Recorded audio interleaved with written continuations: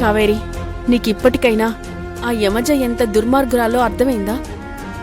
అది కాదు స్నేహ, ఇదంతా తను చేయలేదు. అలా యమజకు తెలియకుండా చేసింది. యమజ వచ్చినప్పటి నుండి మీడియా వాళ్లను, మహిళా మండలి వాళ్లను వెళ్లిపోమ్మనే చెప్తుంది. కానీ అలా ఒప్పుకోకుండా ఇంత గొడవ చేసింది. అవును స్నేహ, జరిగిన దాంట్లో యమజ తప్పేమీ లేదు. ఇదంతా అలా చేసింది. మీ ఇద్దరిని మంచివాళ్ళు అనుకోవాలో పిచ్చివాళ్ళు అనుకోవాలో అర్థం కావట్లేదు. ఇదంతా అలతో యమజ ఆడిస్తున్న నాటకం. అర్జున్ని నిన్ను విడదీయాలని, భువనేశ్వరి గారి కుటుంబాన్ని బజారుకేడ్చాలని ఇదంతా చేస్తుంది. లేదు బావా, యమజ మారింది. తను ప్రెగ్నెంట్ అని తెలియగానే దేశం వదిలి వెళ్ళిపోవాలనుకుంది.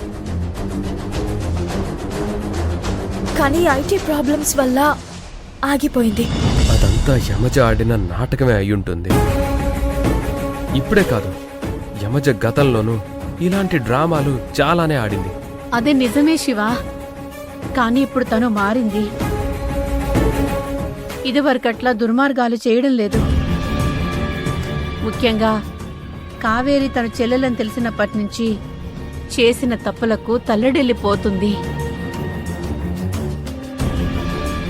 తన వల్ల చెల్లెలి కాపురం ముక్కలవ్వకూడదని ఏడుస్తుంది. అమ్మా,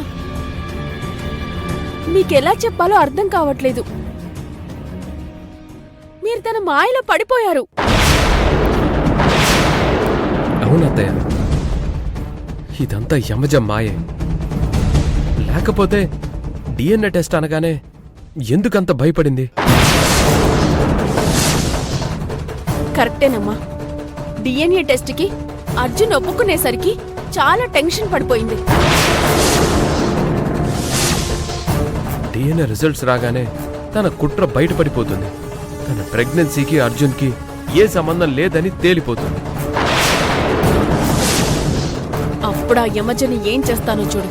మళ్ళీ జన్మలో ఇటువంటి పనులు చేయకుండా గట్టిగా బుద్ధి చెప్తాను. కావేరి, యమజ విషయంలో ఈసారి మేం తీసుకున్న నిర్ణయానికి నువ్వడ్డుపడొద్దు. ఈరోజు దాన్ని ఎట్టి పరిస్థితుల్లోనూ వదిలిపెట్టను.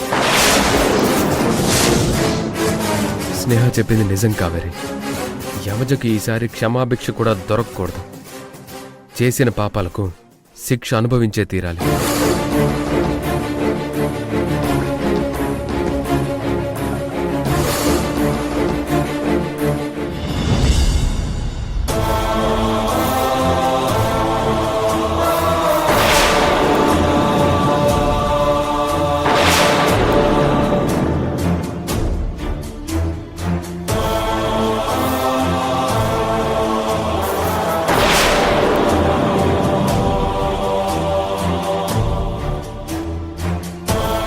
మేడం, ఫస్ట్ మీ బ్లడ్ తీసుకోవాలి.